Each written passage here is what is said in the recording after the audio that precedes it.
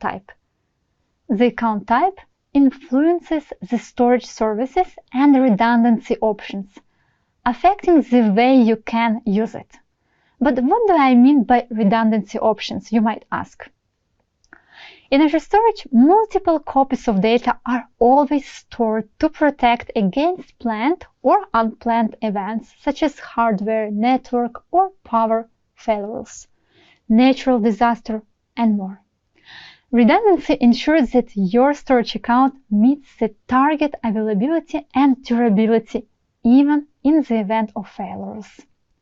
When deciding on the best redundancy option for your scenario, aim to find the optimal balance between cost and high availability. Locally redundant storage (LRS) replicates data 3 times within a single data center in the primary region.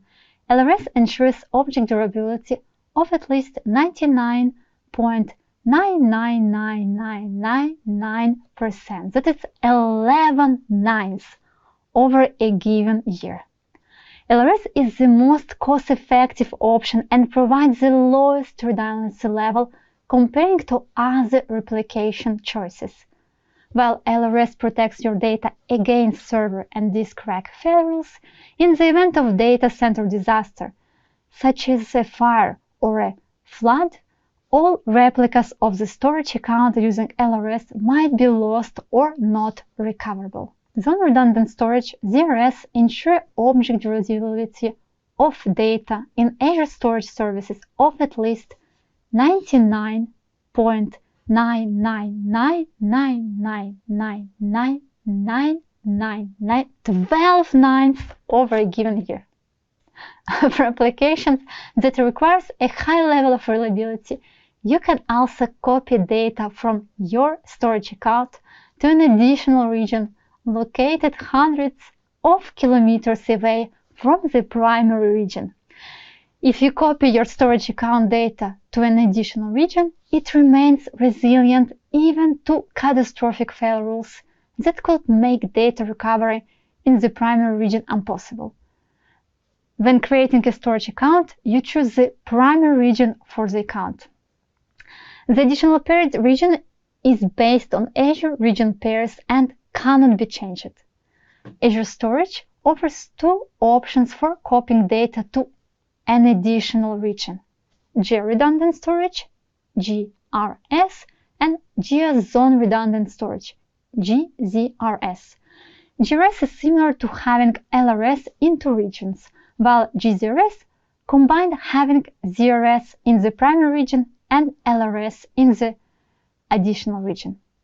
GRS performs synchronous data copies 3 times within a single physical location in the primary region using LRS. Data is then asynchronously copied to a single physical location in the additional region pair using LRS. GRS ensures object reliability of data in Azure storage services of at least 99.99999%, that is 69 over a given year. Geo-zone redundant storage (GZRS) combine high availability from zone redundancy with protection against regional failures via geo-replication. Data in the GRS storage account is copied to 3 Azure availability zones in the primary region, as well as replicated to an additional geographical region using LRS for protection against regional disasters.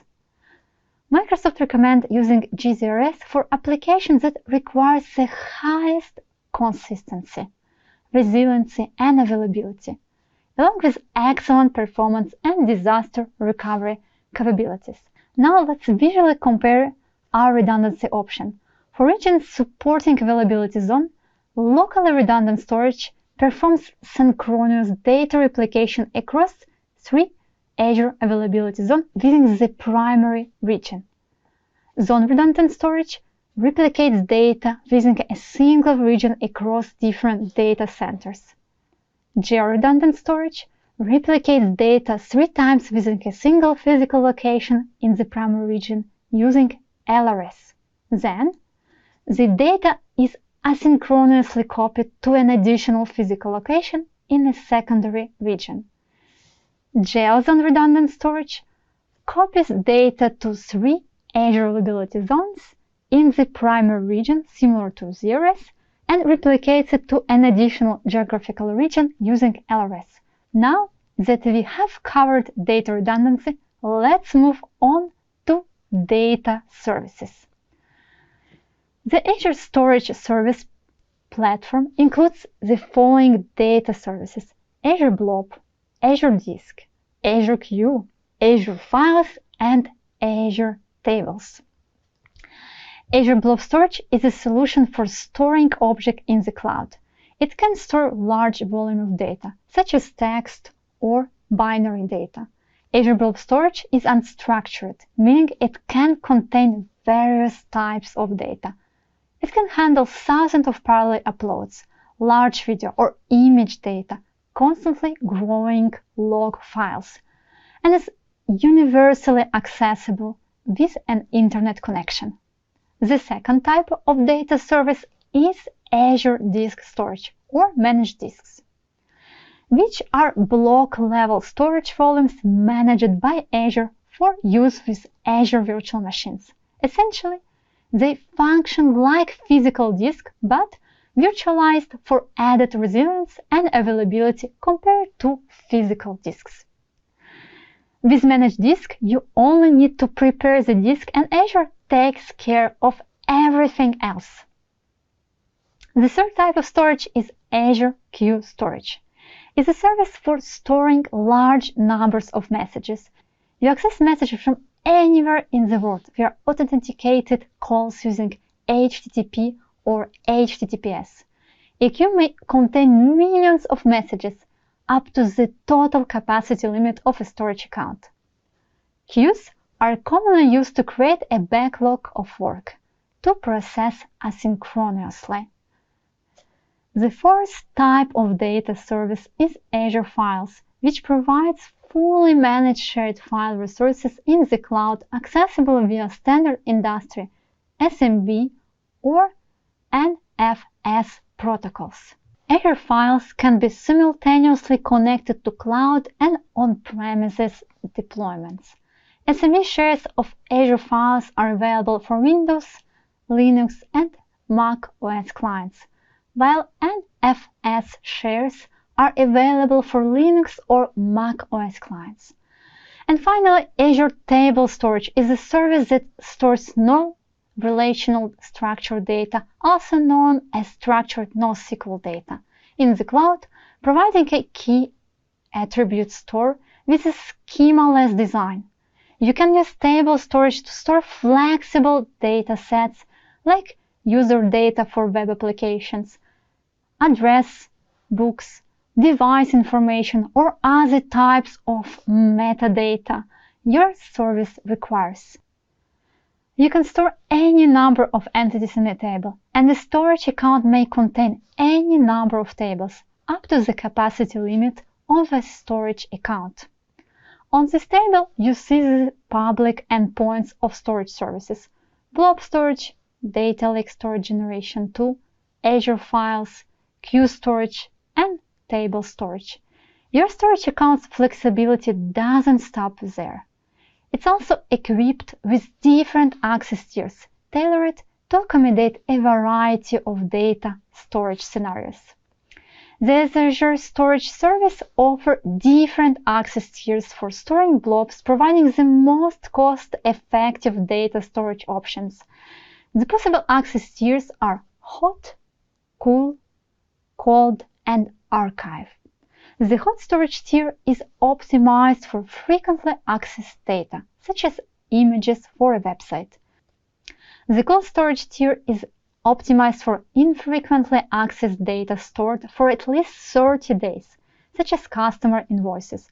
The Cold tier is an online storage option optimized for data that is infrequently accessed or modified.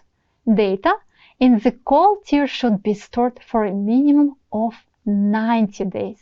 The Cold tier has lower storage cost and higher access cost comparing to the Cool tier.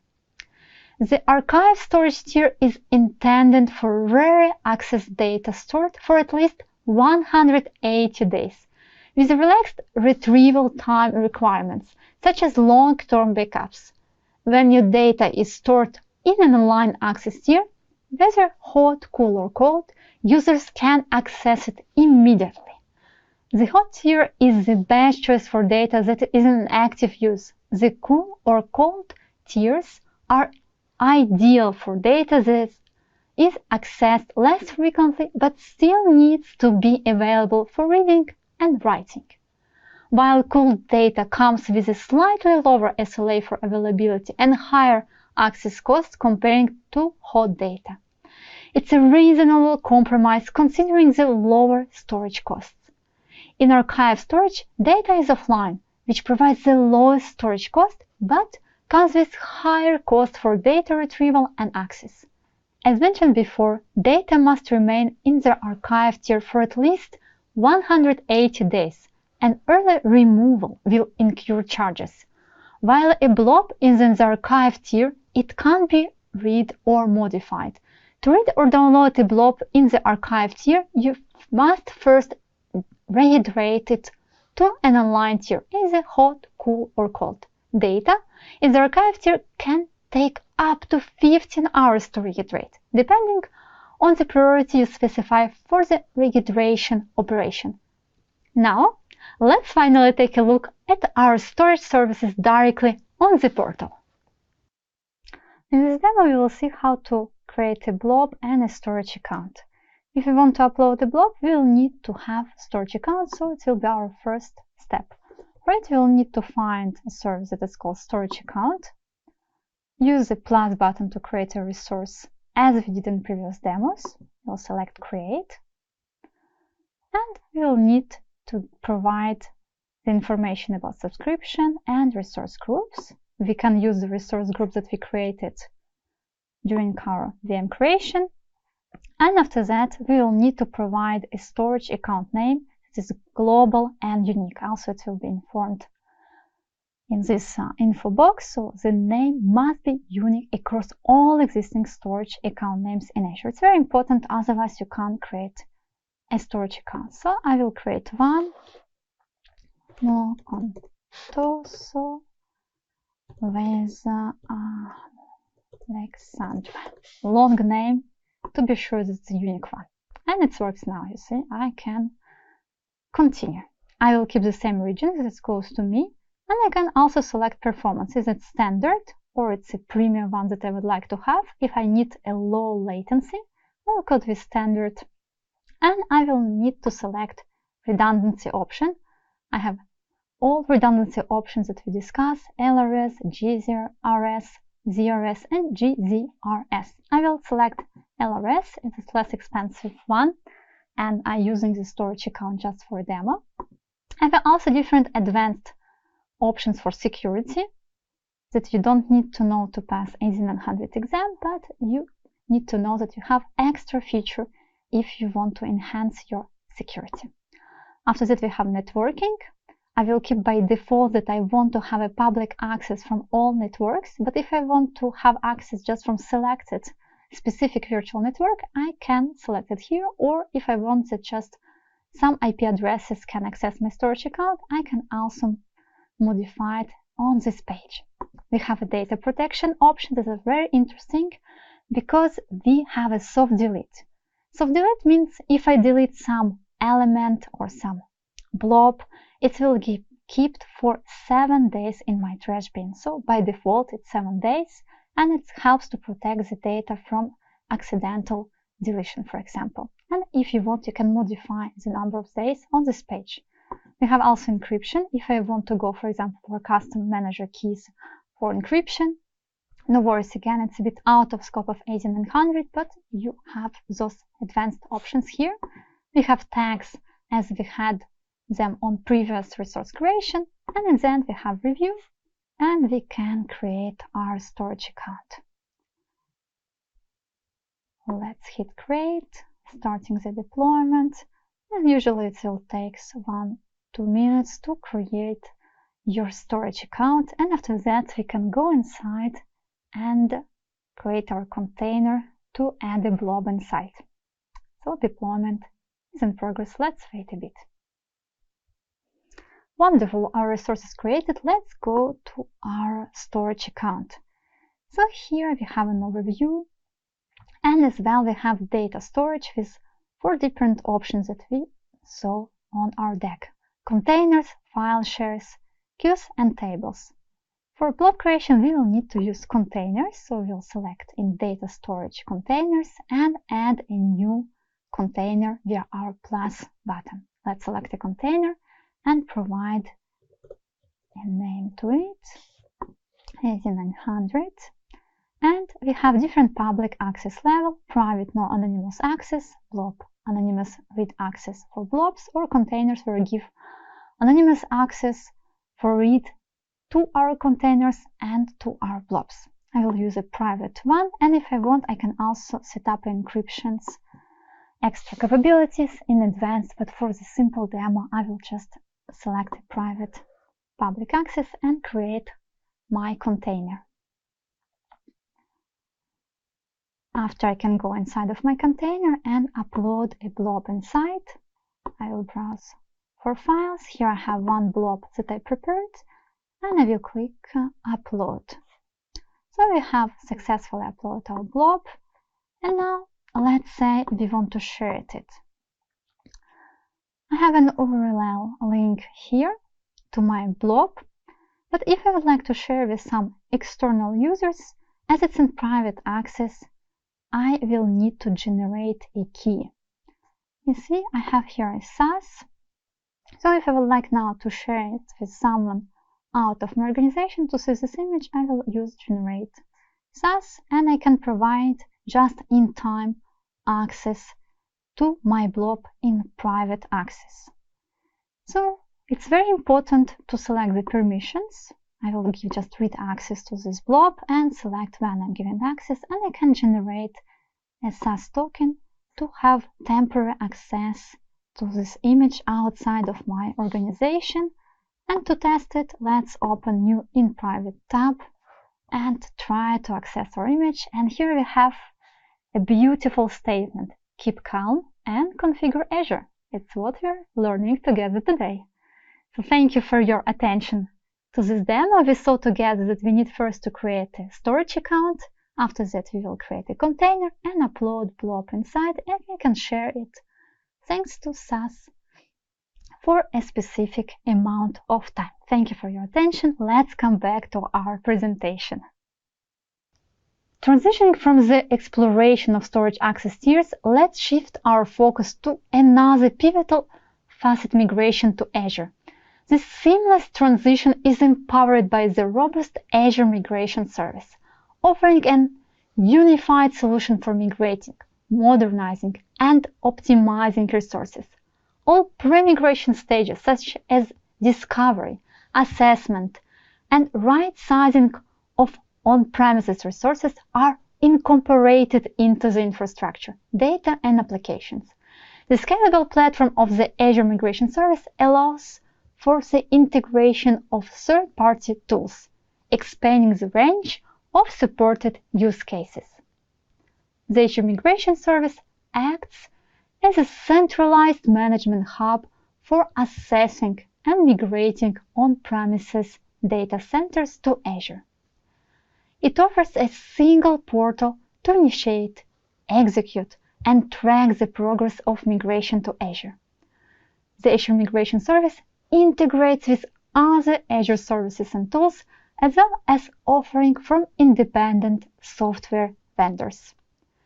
Through the Azure Migration Center, you can assess and move your on-premises infrastructure to Azure. Azure Data Box is a physical migration service that enables fast and reliable transfer of large volume of data with minimal costs. The secure data transfer is facilitated by delivering the Data Box storage device with a maximum capacity of 80 terabytes. Data Box is transported to and from the data center through a regional transportation service, and its reinforced casing protects it from damage during transportation. You can order the data box on the Azure portal to import and export data to and from Azure. Once the device arrives at your data center, you can quickly set it up using a local user interface. After completing the data transfer to or from Azure, simply return the data box. When transferring data to Azure, the data is automatically sent back to Microsoft after they receive the data box. The entire process is managed through the Databox service on Azure portal. Databox is ideal for transferring data exceeding 40 terabytes when network connectivity is limited or unavailable. Data movement can be a one-time, periodic, or initial bulk data transfer operation followed by periodic transfer. In addition to large-scale migration using services like Azure Migration and Azure Databox, Azure also provides tools for moving individual files or small files groups and interacting with them. These tools include AZCopy, Azure Storage Explorer, and Azure File Sync. AZCopy is a command-line utility that can be used to copy blobs or files to or from a storage account. With AZCopy, you can upload, download, copy files between storage accounts, and even synchronize files. AZCopy can also be configured to work with other cloud service providers to move files between clouds. The second service in the center of my screen is Azure Storage Explorer, which is a standalone application that provides a graphical interface for managing files and large binary objects in your Azure Storage account. It works on Windows, macOS, and Linux and uses AZCopy on the server side to perform all files and blob management tasks. With Azure Storage Explorer, you can upload data to Azure, download the data from Azure, and move data between storage accounts. And the third service in the right side of my screen is Azure File Sync. It's a tool that centralizes shared folders in Azure files while maintaining the flexibility, performance, and compatibility of a Windows file server. It's almost like transforming your Windows file server into a miniature content delivery network. Once you install Azure File Sync on your on-premises Windows server, the service will automatically keep your files in sync with your Azure files. With Azure File Sync, you can maintain any number of caches you need in any region of the world and replace a failed on-premises server by setting up Azure File Sync on a new server in the same data center. Additionally, Azure File Sync allows you to set up cloud tiering, where the most frequently accessed files are kept locally, while less accessed files are stored in the cloud until requested. That concludes our fourth session. Let's recap what we have learned in it. Firstly, we learned about storage account and how to compare Azure storage services such as containers, files, and disk, as well as how to describe storage tiers and redundancy options. We explored locally redundant storage, LRS, geo-redundant storage, GRS, zone redundant storage, ZRS, and geo-zone redundant storage, GZRS. After this session, we can identify migration options, including Azure Migration and Azure Databox. And at the end of the session, we learned how to describe file movement options, including AZCopy, Azure Storage Explorer, and Azure File Sync. Thank you for your attention. You have earned a 10-minute break to rest and recharge for our fifth session on identity, access, and security. Enjoy your break.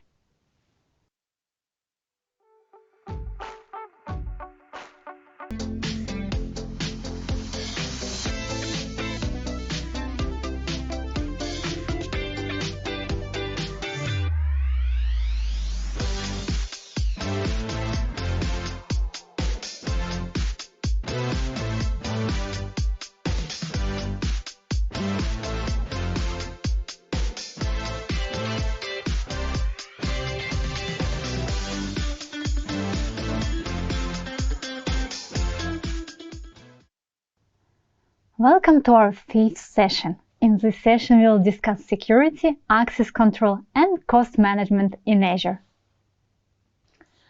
Specifically, in the first lesson, we will cover Microsoft Entra ID, authentication methods, and security models. In the second lesson, focused on cost management, we will explore cost calculators and pricing, and conclude this session with the cost management and tags. Let's begin with authentication and security methods, my favorite topic. Security has become a very relevant subject in recent years. And during the COVID-19 period, the number of cyber attacks in some countries has more than doubled. We'll start our learning in this session with Microsoft Entra ID. Microsoft Entra ID, previously known as Azure Active Directory, is a cloud service for managing identities and access. This service helps your employees access external resources, such as Microsoft 365, Azure Portal, and thousands of other SaaS applications. Microsoft Entra ID also grants access to internal resources, like applications on your corporate intranet, as well as any cloud applications developed for your organization. Microsoft Entra ID is a cloud-based identity and access management service for Microsoft. With Microsoft Entra ID, you manage the identity credentials, but Microsoft ensures the global availability of this service. If you have worked with Active Directory, currently known as Microsoft Entra Domain Services, Microsoft Entra ID will be familiar to you. When you connect to Microsoft Entra ID, Microsoft protects you by detecting suspicious login attempts at no additional cost. For example, Microsoft Entra ID can detect login attempts from unexpected location or unknown devices. After selecting a Microsoft Entra ID license, you will gain access to all or some of the features for your organization, which you can see on the slide: authentication, self-service password reset, multi-factor authentication, business-to-business B2B, application, and device management. We will discuss these features in more details in this session. Similar to how Microsoft Entra ID lets you use directory services without needing extra setup, Microsoft Entra Domain Services offers domain benefits in the cloud without the complexity of setting up and managing domain controllers. Known as Microsoft Entra DS, it handles tasks like joining domains and applying group rules. This is useful for running older cloud apps that can't use modern logins or to avoid changing settings often. You can move these older apps to the managed domains, avoiding the need for complex management. It works with your Microsoft Entra ID, allowing users to use their credentials for logging in, and you can still use existing accounts and groups for security when accessing resources. This helps make moving from on-premises to Azure smoother. Next, we will talk about Microsoft Entra ID's features, starting with authentication. Authentication is like presenting identification during travel, for example, at the airport check-in counter. It doesn't confirm the presence of a travel document. It simply confirms that you are who you claim to be. Azure supports several authentication methods, including standard password, single sign-on, SSO, multi-factor authentication, MFA, and passwordless authentication. While authorization influences the level of access granted to the authenticated entity, it also defines what data they can access and what actions they can perform. In our airport example, it will be like checking your boarding pass to determine where exactly you can sit on the plane. Another important feature of Microsoft Entra ID is multi-factor authentication. Remember how you log into websites, emails, or online services. Have you ever entered a code sent to your phone after entering your username and password? If so, you have used multi-factor authentication, MFA, for login. MFA is the process of requesting additional data or an additional authentication factor or verification from the user during login. MFA helps protect against password compromise. MFA provides extra credential security by requiring 2 or more elements for authentication. These elements fall into the following categories. Something you know, this could be a complex question. Something you have, this could be a code sent to your mobile phone, or something you are. Usually some biometric characteristic, such as a fingerprint or a facial image. Let's move now to the external identities. Surely, you have worked with various companies that required access to your resources. To secure this access, we have external identities. An external identity refers to users, devices, services, etc. that are outside of your organization. Microsoft Entra ID external identities encompass all the ways you can securely interact with users outside your organization. If you want to collaborate with partners, distributors, suppliers, or vendors, you can grant them access to your resources and determine how your internal users can access external organizations. If you are a developer creating consumer-facing applications, you can manage your customers' use of credentials. External identities can look similar to single sign-on. With external identities, external users can use their own credentials. If they have a digital identity issued by a corporation or government entity, or unmanaged social identities such as Google or Facebook, they are able to use their own credential for signing in. Using the Microsoft Entra ID B2B or business-to-business feature, you can easily enable collaboration within your organization. Administrators or other users can invite guest users from other customers. This feature also applies to social identities, such as Microsoft accounts.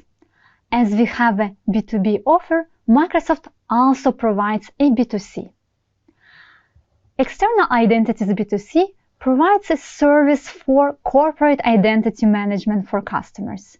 Your customers will have the ability to log in to your applications and APIs using selected social, enterprise, or local account credentials. Microsoft Entra ID B2C is a customer identity and access management solution capable of serving millions of users and handling billions of authentication checks daily. This solution takes care of scaling and securing the authentication platform, monitoring, and automatically responding to various threats such as the denial of service attacks and password spraying. B2C is a separate service in Microsoft Entra ID.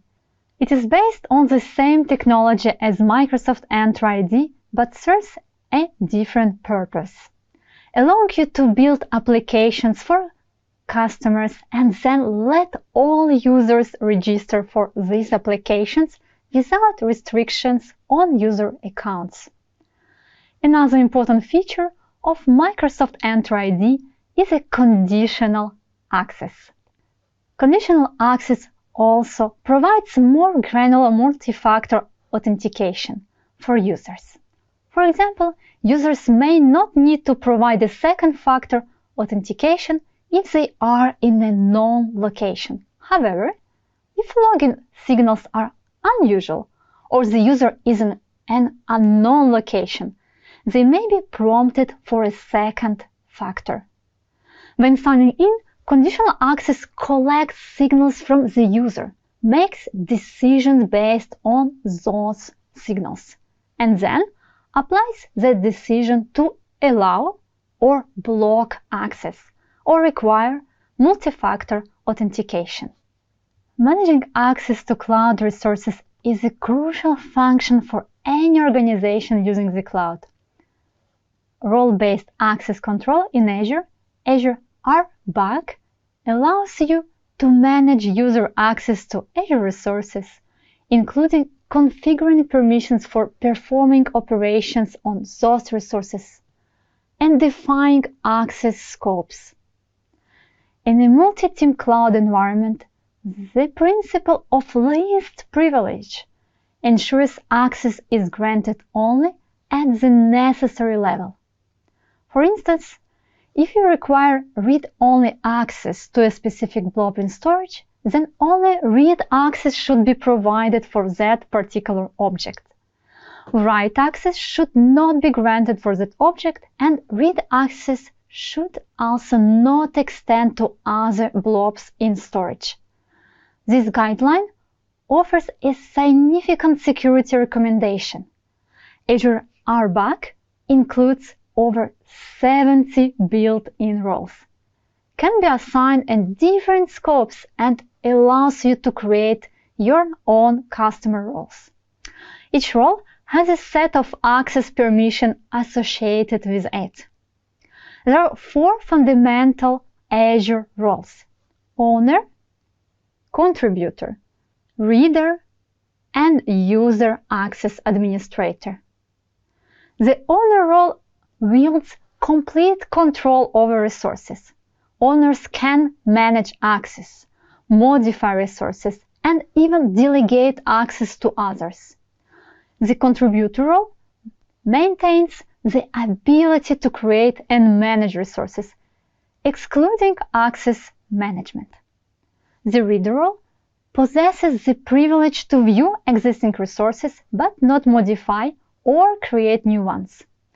The user access administrator role specializes in managing user access to Azure resources, making it an indispensable role for access management tasks. With understanding of these fundamental roles, you will navigate the Azure RBAC landscape with clarity and ensure precise access controls for your resources. When it's come to safeguarding your data across various levels, the concept of defense in depth takes center stage. The principle behind defense in depth is to implement a variety of measures that collectively restrain the progress of unauthorized access attempts to your data. Just as Microsoft is committed to securing data, your dedication aligns with ensuring its protection as well. Let's turn our attention to the chart displayed, which illustrates the layers of protection. Each layer contributes to defense. Even if one layer is compromised, the subsequent layer acts as an additional barrier against further breach. Turning our focus to the individual layers, we start with the physical security level. This level is all about ensuring secure access to buildings. At Microsoft data centers, multiple security checkpoints and identity verifications are required for entry. This level is exclusively dedicated to physical security measures. Transitioning to the identity level, the focus shifts to controlling access to the infrastructure. This level ensures that access is granted only to those who truly need it. Moving on to the perimeter level, the primary objective is to prevent unauthorized users or services from gaining access to the network. This layer serves as a frontline defense against threats like distributed denial of service (DDoS) attacks. At this level, alerts are triggered, enabling the monitoring of potential attacks. Moving to the network level, the primary concern is the isolation of resource access. This ensures that if an attack occurs, its spread to other services is contained. At the compute level, protective measures involve securing your environment by closing specific ports. Comprehensive protection and necessary control are pivotal at this stage. The application level security requires integrating security into development projects, ensuring that applications are inherently secure by design. Finally, we arrive at the data layer. Despite the contribution of the other layers, responsible data access holds immense significance. This final layer ensures that those with authorized access adhere to data protection standards. Data layer security includes controls to manage access to businesses and customers' data and encryption to protect data. The Microsoft approach to defense in depth, demonstrated through this multi-layered strategy, fortifies its assets. By embracing this approach, you too can effectively secure your resources and data.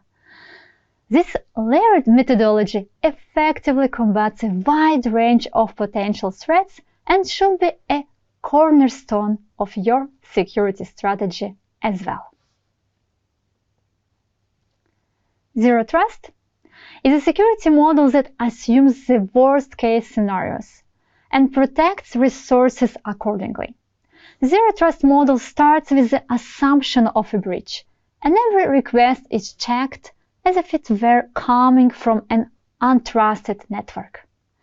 Today, organization needs a new security model that effectively adapts to the complexities of the modern environment, supports workforce mobility, and protects people, devices, applications, and data wherever they are.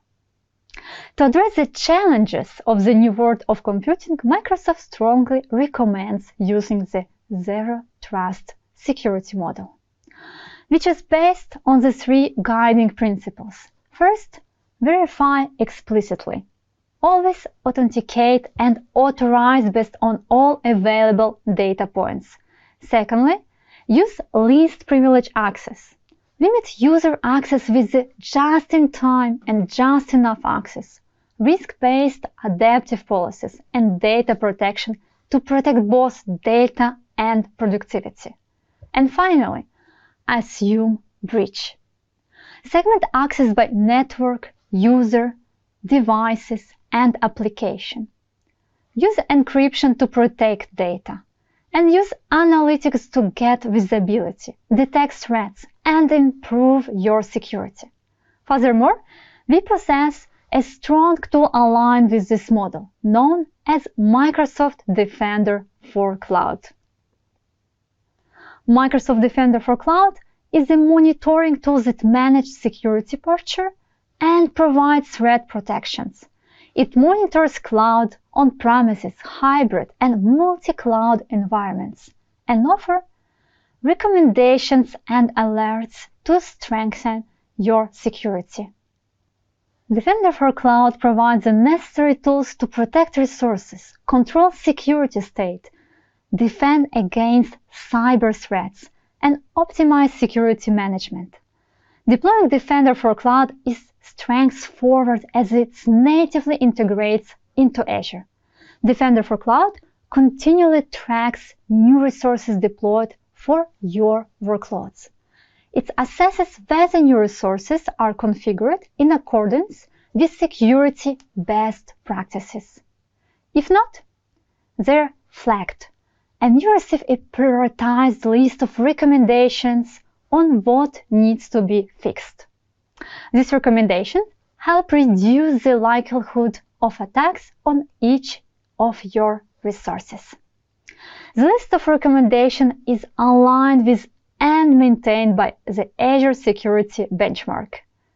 The Security Benchmark provides guidelines with security and compliance recommendations for Azure, prepared by Microsoft based on widely accepted compliance frameworks.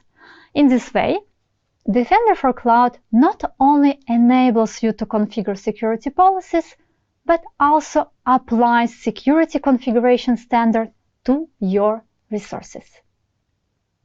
Now, let's move on to a very important topic: how to manage your finances and maximize saving with Azure. The cost of Azure resources is influenced by several factors. Let's discuss 6 important factors. The first factor is the type of resources. When you provision an Azure resource, Azure creates metered instances for that resource. The meters track the resource's usage and generate a usage record that is used to calculate your bill. The second factor is consumption. As we mentioned in our first session, the pay-as-you-go model is the cloud payment approach where you are billed for the resources utilized during the billing cycle. If you consume more compute resources in this cycle, your payment will be higher. If your usage is lower in the current cycle, your payment will be reduced. It's a straightforward pricing mechanism that offers maximum flexibility, as we previously discussed. As mentioned earlier, you're only charged for what you actually use. This direct pricing mechanism provides maximum flexibility. However, Azure also allows you to continuously use a specific fixed amount of cloud resources and receive discounts on these reserved resources. Many services, including databases, compute resources, and storage, offer the ability to set a fixed level of usage and receive discounts. In some cases, discounts can reach up to 72%. When you reserve capacity, you define a fixed amount of Azure resources usage and payment for a specific period. Usually it's 1 or 3 years. Using reserved capacity allows significant saving when using stable or predictable workloads, while still having the flexibility to increase cloud resources as needed. The third factor is maintenance. The flexible capabilities of the cloud allow you to quickly adjust resources on demand. Monitoring in Azure helps you preserve financial resources by providing various recommendations, such as shutting down underutilized virtual machines. By tracking resources and not retaining resources that are no longer needed, you can effectively control cloud costs. The first factor that affects cost is the geography and placement of your resources. When provisioning most resources in Azure, you need to specify the region where the resources will be deployed. Azure infrastructure is distributed globally, allowing you to deploy services centrally or as close as possible to where your customers use them. Such global deployment results in global price differences. The cost of electricity, labor, taxes, and fees varies depending on the location. Due to such cost variation, the deployment cost of Azure resources may differ depending on the region. Network traffic, our fifth factor, also depends on geographical location.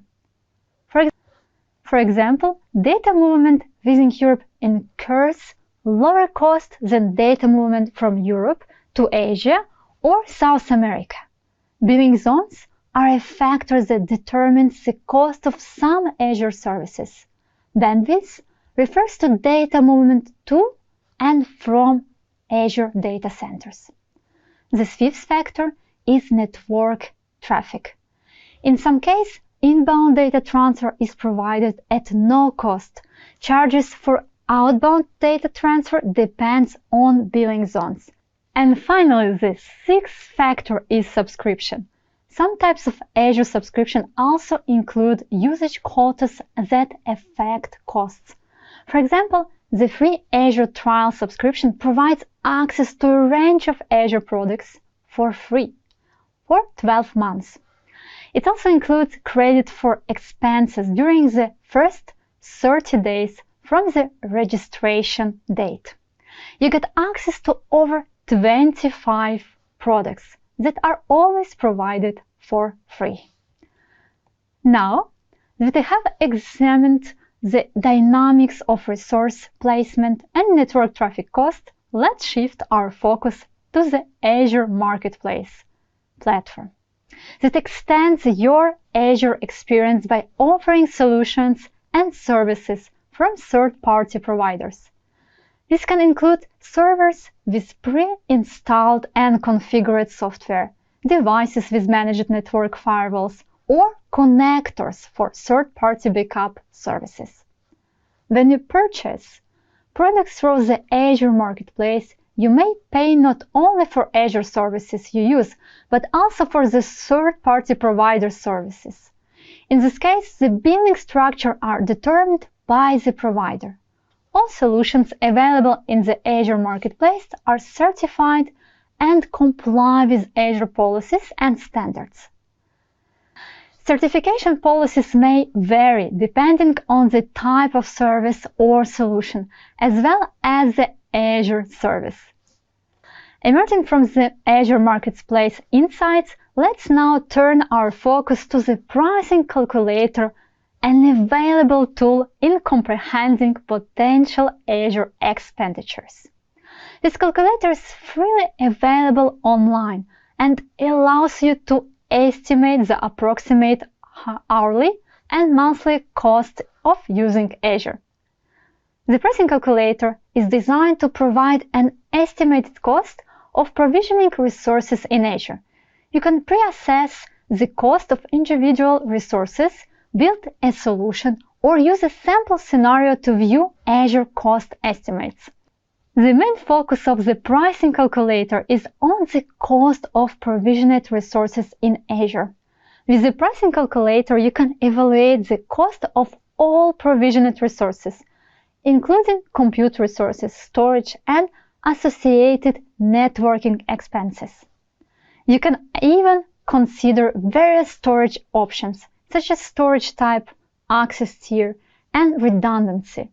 To better understand how the pricing calculator works, let's take a look at it in the browser. In this demo, we'll review together Azure pricing calculator that helps us estimate our hourly or monthly cost for using Azure.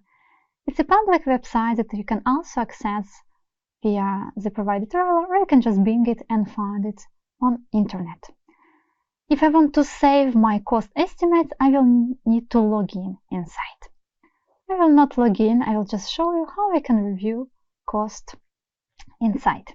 But for your information, if you need to save your progress, please log in while you're using it. Let's add some virtual machine.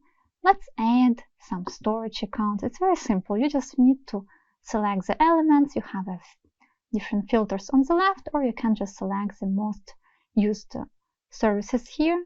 And after that, to review. So we have now one VM, we have one storage account. And after that, we can decide where the storage account is based.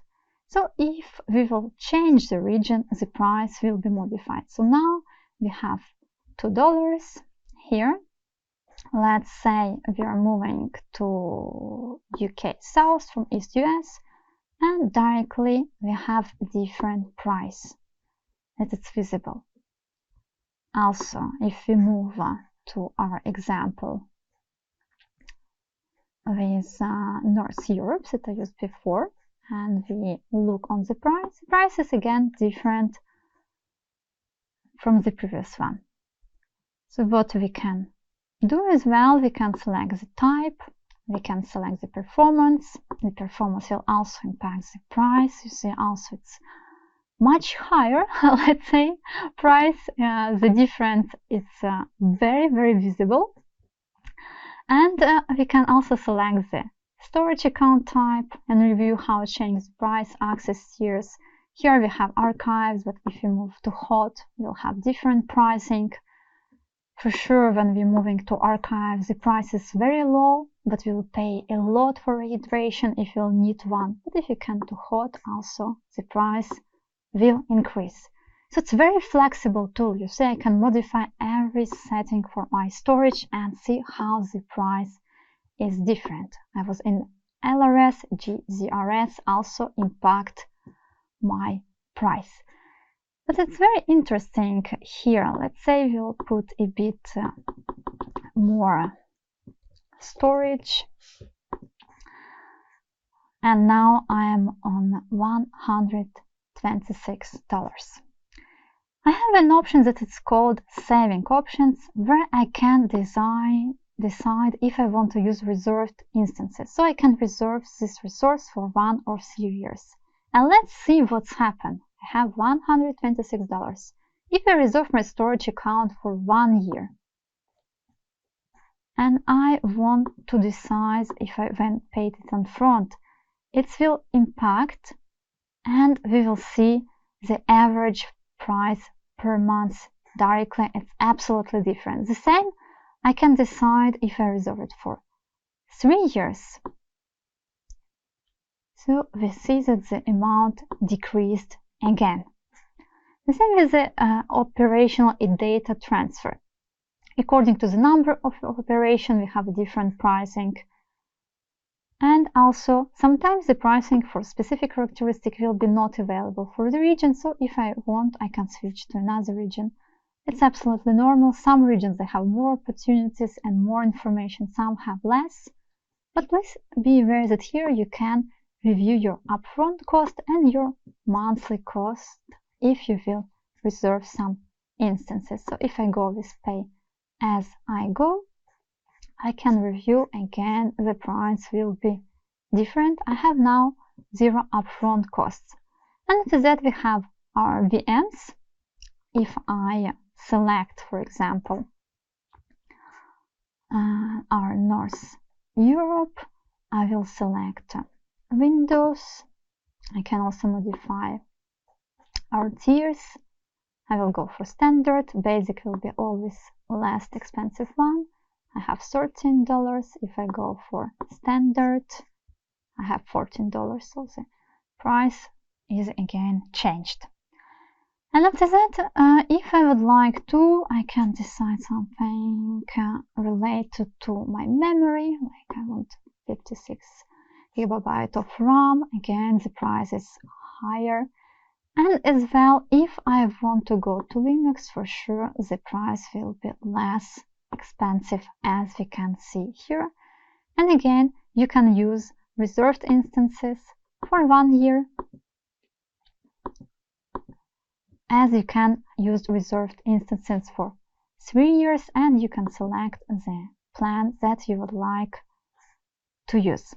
Pay attention that some option is not available for specific instance. So if I want, for example, to come back to Windows, I can also decide if I want, for example, to use already the license included or no, and everything will modify my price. And I have also the information about the disk, so more space I take, more I pay. It's visible quite here. And as well, we can scroll the full page by selecting the characteristics. And after that, at the end, we can decide if we want to save it. If you're logging in the platform, we can save it, or we can export it in Excel. And now let's see if I make my export and I open my file. We can review everything that we selected here with the pricing and use this document for our financial department and for our budgeting. So I hope you enjoyed this demonstration, and now you know how the cost is impacted in Azure. Thank you for your attention, and let's come back to our presentation. Having explored the pricing calculator, let's now transition our focus to the total cost of ownership TCO calculator. It's an essential tool for comparing the financial landscape of on-premises infrastructure against Azure cloud infrastructure. Using the TCO calculator, you input your current infrastructure configuration, including servers, databases, storage, and outbound network traffic. The TCO calculator then compares the expected cost for your current environment with the Azure environment that meets the same infrastructure requirements. In the TCO calculator, you input your configuration and assumptions such as electricity cost and IT labor expenses, and you will receive an estimate of the cost differences for running the same environment in your current data center or in Azure. Let's now return to the browser and explore the total cost of ownership calculator. Welcome to our demo. We'll see together how to use total cost of ownership calculator. Here we can estimate the cost of our savings. It's also accessible in the public access on the internet, so you can also use it to estimate your cost. It's a free tool. Inside, first of all, we'll need to define our workload, so our current on-premises workload. Please try to be as most precise as possible. Why? Because more details you provide, more clear comparison you will have. So you will need to provide some information about servers. You can also name your workloads. You can add the second one. You can specify how many gigabytes you're using. You can add different databases, name it correctly. Also provide the space, the different information about their location, operations that you're doing inside, destinations, and etc. Also, after you provided all information about your databases, you will need to provide the info about your storage account. So what is the capacity that you need, what are different types of disks that you're using currently, as well as networking. And after you provided all this information, for example, our destination region, let's say Canada, we will need to adjust our assumptions. When I'm saying adjusted our assumptions, so first of all, select the currency.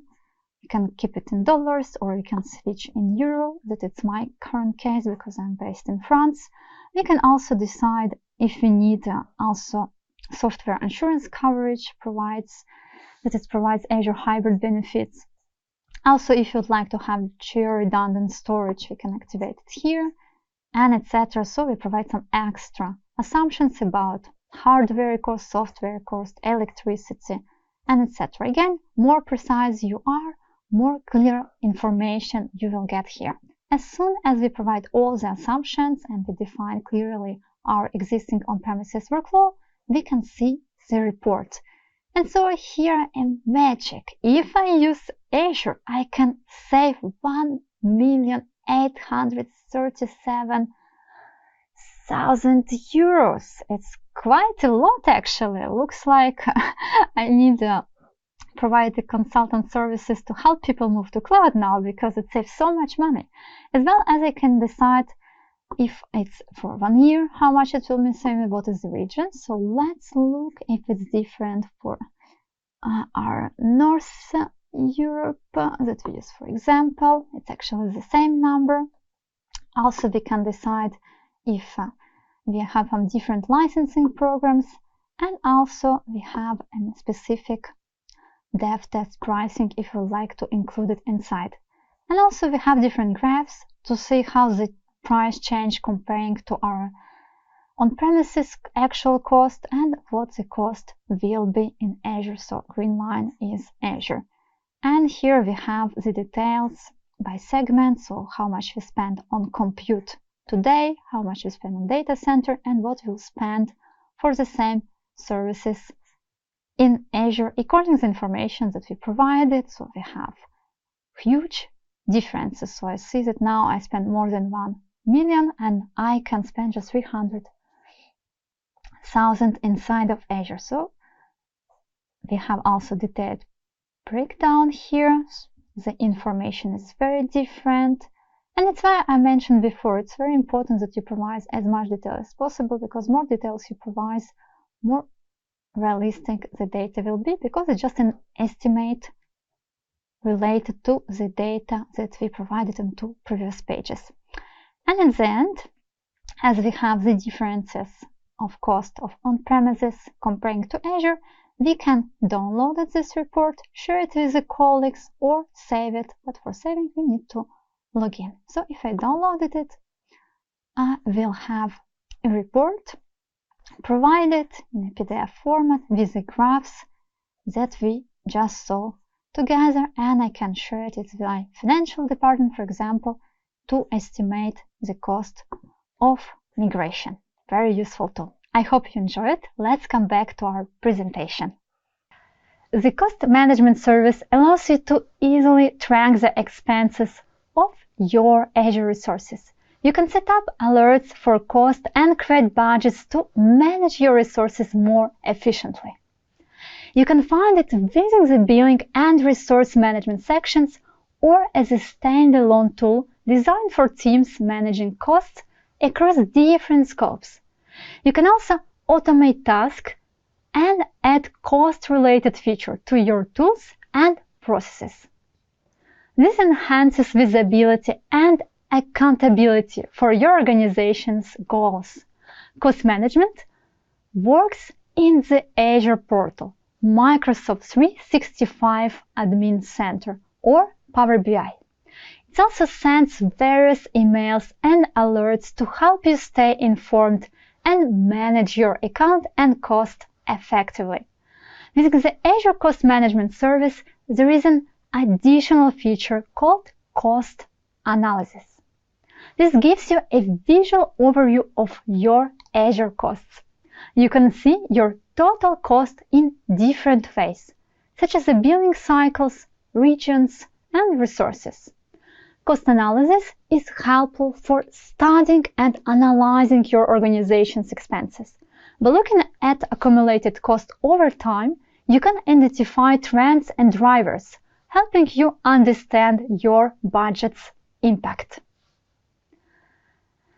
The more you use the cloud, the more important it becomes to maintain proper oversight.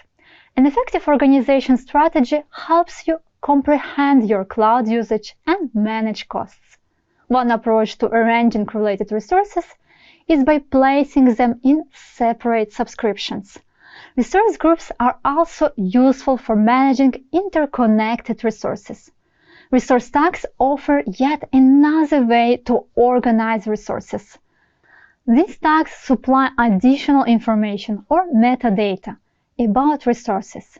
It's important to note that tags are not inherited. This means you can apply tags at one level without them automatically displaying at another level. This flexibility allows for customizable tag schemes that can adapt based on the level, resource, resource group, subscription, etc. A resource tag consists of a name and a value, and each Azure resource can be assigned one or more tags. With that, we conclude our 5th session, where we covered Microsoft Entra ID, authentication methods, security models, pricing and cost calculators, and cost management. Thank you for your attentive participation. It's time for a 10-minute break. Please return promptly and we will continue our session. Enjoy your break!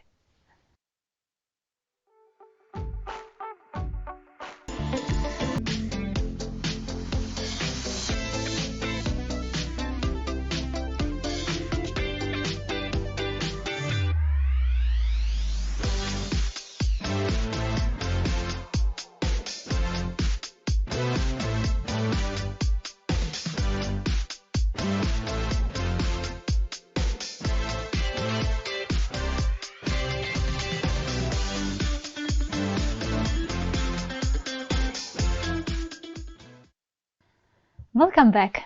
In this final session, we'll explore some features and tools that can be used to manage the Azure environment.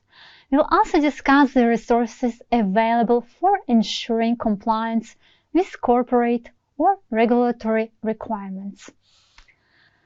In this session, we will cover 3 different lessons. First, we will focus on governance and compliance in Azure. Next, we will discuss various deployment tools for Azure management. And in the third lesson, we will explore different monitoring solutions. In the first lesson, we will delve into Azure governance and compliance. By the end of this lesson, you will be able to describe the purpose of Microsoft Purview, explain Azure policies and resource logs, and understand the role of the Service Trust Portal. Let's begin with Microsoft Purview. Microsoft Purview is a family of data governance, risk, and compliance solutions that can help your organization govern, protect, and manage your entire data estate. It combines the former Azure Purview and Microsoft 365 compliance solution and services together into a single brand.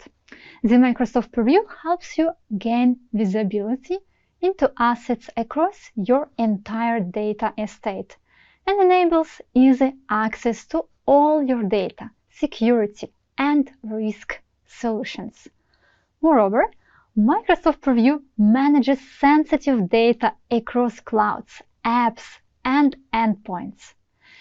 It empowers your organization to govern, protect, and manage data in new comprehensive ways. Microsoft Purview includes unified data governance solutions that help you manage data services across your on-premises, multi-cloud, and software as a service estate. That includes Azure Storage Services, Power BI, databases like SQL or Hive, file services like Amazon S3, and many more. Access policies in Microsoft Purview enable you to manage access to different data systems across your entire data estate. Moving on to another vital component, we have Azure Policy. This service in Azure allows you to create and assign policies for resources control and auditing, as well as management. These policies ensure compliance with various resource configuration rules, ensuring adherence to corporate standards. Azure Policy enables you to define individual policies or sets of related policies called initiatives. Azure Policy assesses resources and identifies those that do not comply with the defined policies. It can also prevent the creation of non-compliant resources. Azure policies can be set at each level, allowing you to tailor policies to specific resources, resource groups, subscriptions, etc. Additionally, Azure policies can be inherited. So when you set a policy at a higher level, it automatically applies to all child groups. For example, if you set an Azure policy at the resource group level, all resources created in that resource group will automatically receive the same policy. Now, let's delve into the concept of resource logs. These logs play a crucial role in preventing accidental deletion or modification of resources. Just as you might have accidentally deleted a document and regretted it, resource logs help you avoid such incidents. Even with role-based access control, Azure RBAC, policies in place, there is a risk that users with the appropriate access level may occasionally delete critical cloud resources. Resource log prevents deletion or update of resources depending on the type of log. Resource logs can be applied to individual resources, resource groups, or even entire subscriptions. They can also be inherited.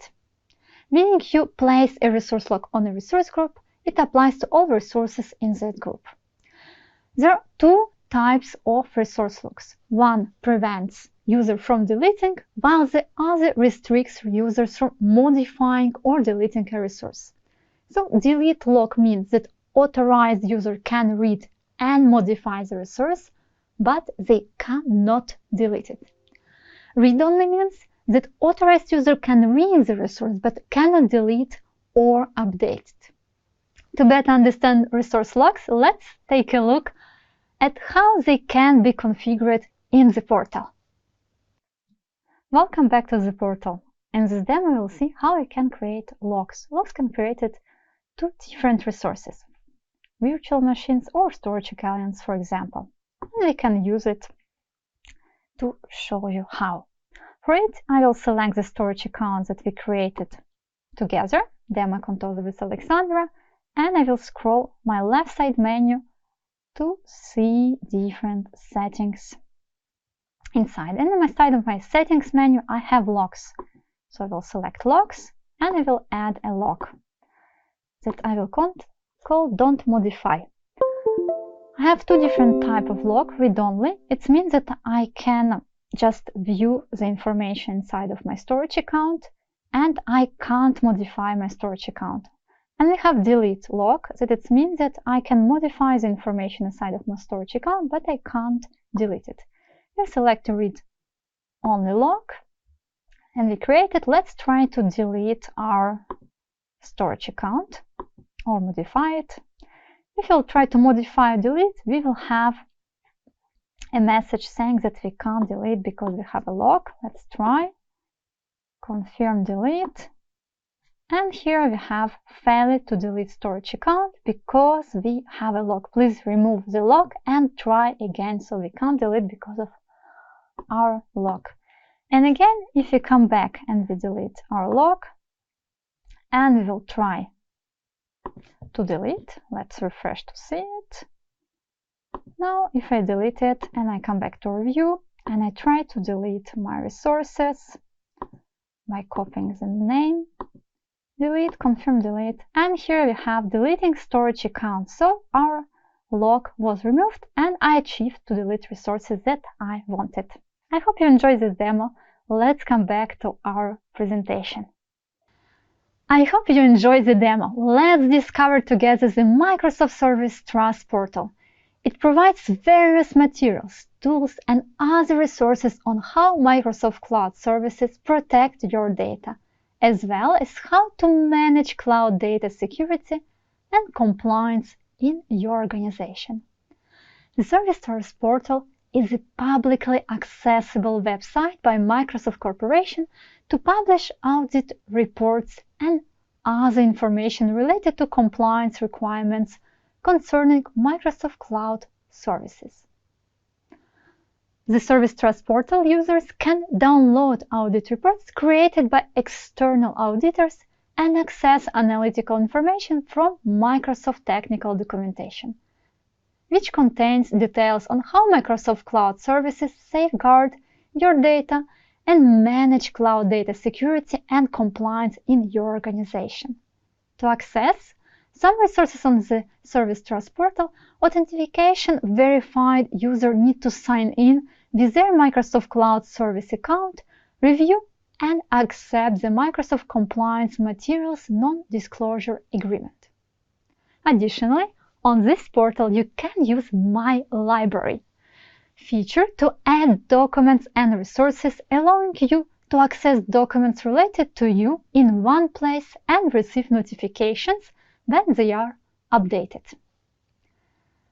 We are moving forward to the second lesson in the session. In this lesson, we'll get familiar with the features, tools for managing, and how to put Azure resources into action. We'll dig into what the Azure portal can do, explore Cloud Shell's capabilities, and understand how to use PowerShell and CLI. Additionally, we will learn about Azure Resource Manager and cover Bicep, a useful tool for managing resources. You'll also discover Azure services that make handling both on-premises and multi-cloud setup easier. We will look at Azure Arc to manage Azure's power beyond its usual reach, giving you more control and flexibility. To make the most of Azure capabilities, you will need a reliable way to interact with Azure environments, management groups, subscriptions, resource groups, resources, etc. Azure provides a range of tools for environment management, including Azure Portal, Azure PowerShell, and Command Line Interface CLI. Now, let's explore how these tools integrate seamlessly within the Azure environment. The Azure Portal ensures resilience and constant availability, with presence in each Azure data center. This configuration makes the Azure Portal resilient to individual data center failures and helps avoid network latency due to proximity to users. The Azure Portal is continuously updated and doesn't go offline for maintenance. Azure Cloud Shell is a browser-based shell tool that allows you to create, configure, and administer Azure resources using the shell. Azure Cloud Shell supports both Azure PowerShell and Azure CLI, which is a bash shell. Azure Cloud Shell doesn't require local installation or setup. It authenticates using Azure credentials, so it already knows who you are and what permissions you have upon login. Azure PowerShell is the shell that enables developers, DevOps specialists, and IT professionals to execute command called commandlets. These commands invoke the Azure REST API to perform management tasks in Azure. The Azure CLI has the same functionality as Azure PowerShell, but with commands written in bash. Azure CLI provides same benefits of handling discrete tasks or orchestrating complex operations with code. It can also be installed on Windows, Linux, and Mac platforms, as well as accessed via Azure Cloud Shell. Since Azure PowerShell and Azure CLI based on bash offer similar capabilities and access procedure, I advise using the one you're most familiar with. And don't worry, for passing the AZ900 exam, you don't need to know how to write these commands.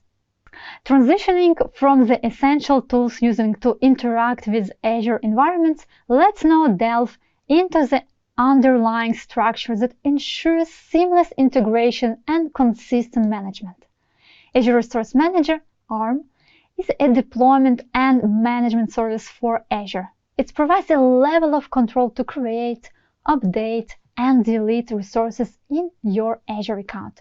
Every time you perform any action with Azure resources, ARM is used. When a user submits a request from any Azure tool or API, it is directed to ARM. ARM performs authentication and authorization checks on the request. It then forwards the request to the appropriate Azure service that takes the request action. It then forwards the request to the appropriate Azure service that takes the requested action. Since all requests are processed through a single API, results and capabilities remain consistent across different tools. The concept of infrastructure as a code in Azure transforms resources management by using code for provisioning and configuration. Infrastructure as a code, or IAC, involves defining infrastructure through code scripts, replacing manual setups. This consistently minimizes errors and ensures reproducibility. IAC fosters collaboration via version controls and shared scripts, promoting teamwork and consistent configurations. Scalability becomes effortless. Code-based replication avoids manual duplication complexities. Implementing IAC means version controlling code, testing scripts, and using Azure's tools for verification. Infrastructure as a code empowers efficient Azure resource management through automation, consistency, and collaboration. Azure Resource Manager integrates seamlessly with IAC through ARM templates, JSON files that define and deploy resource accurately. So ARM templates are an example of infrastructure as a code in action. With ARM templates, you can describe the resources you want to use in a declarative JSON format. The ARM template deployment validates the deployment code before any execution, ensuring that resources are created and connected correctly. The template then manages the parallel creation of these resources. For instance, if you need 50 instances of the same resource, all 50 instances are created simultaneously. Developers, DevOps specialists, or IT professionals only need to define the desired state and configurations of each resource in Azure Resource Manager template. And the template takes care of the rest. ARM templates can even run PowerShell and CLI scripts before or after resource configuration. They enable the declarative creation and deployment of the entire Azure infrastructure, including virtual machines, networking infrastructure, storage systems, and other necessary resources. You can write ARM templates two different ways, by using JSON and by using Bicep. Bicep uses a declarative syntax that you treat like application code. Treating your infrastructure as a code enables you to track changes to your infrastructure requirements and makes your deployment more consistent and repeatable. Bicep is intended to be easy to understand and straightforward to learn, regardless of your experience with other programming languages. All resource types, API versions, and properties are valid in Bicep templates. If you have previously looked into using JSON templates, you will notice that Bicep simplifies the template creation experience. It provides a similar syntax for writing templates. You can reference parameters and variables directly without using complicated functions. You can reference the properties of a resource directly by using its symbolic name instead of complex reference statements. In most situations, Bicep automatically detects dependencies between your resources. This process removes some of the work involved in template authoring. You can see on this slide an example of how to deploy a storage account using Bicep. If we examine the JSON code, we will notice that the code required to deploy a storage account will be twice as long as the equivalent in Bicep. For comparison, let's take a look at this JSON code on the next two slides. As you can observe, it takes 2 slides to demonstrate the same task in JSON, which also appears more intricate compared to Bicep. Managing hybrid and multi-cloud environments can quickly become complex. Azure offers multiple tools for provisioning, configuring, and monitoring Azure resources. But what about on-premises resources in hybrid configurations or cloud resources in multi-cloud setups? Azure Arc. Azure Arc allows extending Azure governance and monitoring to hybrid and multi-cloud configurations. The Azure Arc service simplifies management and administration by providing a unified management platform for multiple clouds and on-premises environments. Azure Arc enables projecting existing non-Azure and or on-premises resources into Azure Resource Manager. This means you can manage virtual machines, Kubernetes cluster, and databases as if they were running in Azure. You can utilize familiar Azure management services and capabilities regardless of where the resources are located. Additionally, Azure Arc offers a cohesive experience by allowing you to view your Azure Arc-enabled resources uniformly. Whether you prefer the Azure Portal, the Azure CLI, Azure PowerShell, or Azure REST API, Azure Arc provides a unified approach to managing your diverse resources. This simplification enhances your operational efficiency and control across complex environments. And finally, we move to our last lesson in this session, where we will discuss monitoring. Azure Advisor evaluates Azure resources and provides recommendations to enhance reliability, security, performance, efficiency, and cost savings. Azure Advisor was designed to save your time on cloud optimization. This recommendation services includes proposed actions that you can take immediately, defer, or dismiss. You can access recommendations through the Azure portal or via the API. Additionally, you can configure notifications to alert you about new recommendations becoming available. With a solid grasp of how Azure Advisor enhances resources management, let's pivot to another indispensable tool, Azure Service Health. Azure Service Health helps monitor your Azure resources, both individual deployed resources and overall Azure status. Azure Service Health achieves this through a combination of three different Azure services. First, Azure Status. Azure Status provides a broad view of Azure's global health status. It informs you about service outages in Azure through the Azure Status page.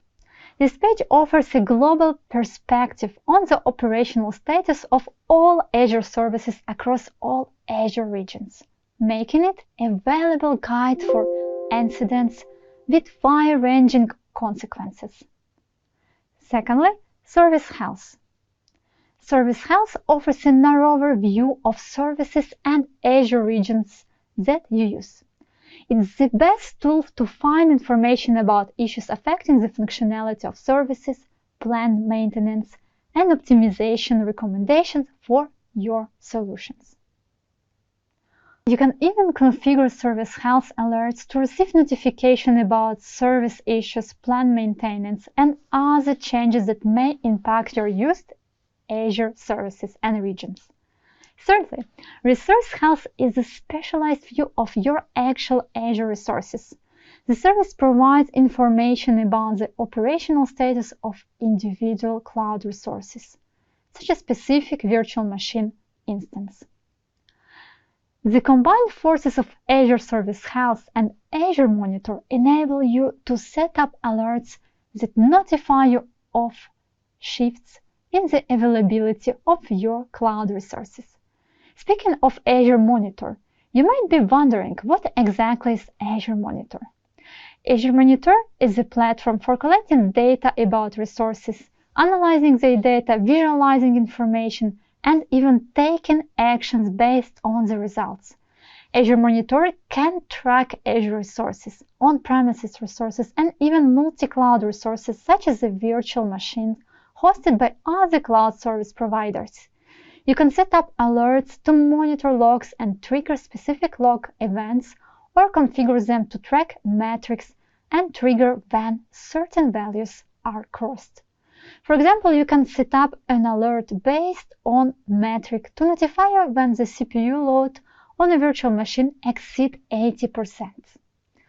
Alert rules based on metrics provide near real-time notifications based on numerical values, while rules based on logs support complex data processing logic from multiple sources. Azure Monitor alerts use actions group to customize who needs to be notified and what action should be taken. An action group is simply a collection of notification and action settings that you associate with one or more alerts. Action groups are used in Azure Monitor, Azure Service Health, and Azure Advisor to send notification when alerts are triggered. With that, we conclude our sixth session where we covered management and compliance, resource management, and monitoring in Azure. Thank you for participating in our training. Let's recap everything we have covered together in two parts of our learning journey. In the first part, we started with the first session and learned about the fundamental principle of cloud technologies. We explored different cloud deployment models and discussed the differences between capital and operational expenditure. Then we described various benefits of cloud services and discussed the three types of cloud services: IaaS, PaaS, and SaaS. We finished the first session with the concept of shared responsibility. In the second session, we delved into different architectural components: regions, availability zones, subscriptions, and resource groups. We also looked at different compute options such as virtual machines, containers, and virtual desktops, and compared them. Towards the end of our second session, we talked about application deployment. In the third session, we explored Azure Virtual Networks, Azure Virtual Subnet, Azure DNS, VPN, and Express Route. Moving on to the second part, in the fourth session, we covered storage accounts and compared various redundancy options. Then, we learned about storage services such as containers, disks, and files. Finally, we defined migrations options, as well as file transfer options, including AZCopy, Azure Storage Explorer, and Azure File Sync. In fifth session, we described directory services in Azure, including Microsoft Entra ID and Microsoft Entra IDDS. We discussed authentication in Azure, including single sign-on, SSO, and multi-factor authentication, MFA. Additionally, we talked about external identities and guest access in Azure. We covered concepts such as conditional access in Microsoft Entra ID, Azure Role-Based Access Control, RBAC, the Zero Trust concept, and the Defense in Depth model. We conclude the fifth session by describing Microsoft Defender for Cloud and various cost management solutions. Finally, in our last sixth session, we learned about management, compliance, and the Service Trust Portal. We explored resource deployment tools such as Portal, PowerShell, CLI, and Cloud Shell. We learned about Azure Arc and Azure Resource Manager capabilities. And we finish our training by describing monitoring tools such as Azure Advisor, Azure Service Health, and Azure Monitor. After our enriching training, I have no doubt that you will successfully pass the exam. And remember, all the materials we covered during our learning days are also available on the Microsoft Learn website. Happy learning and see you soon!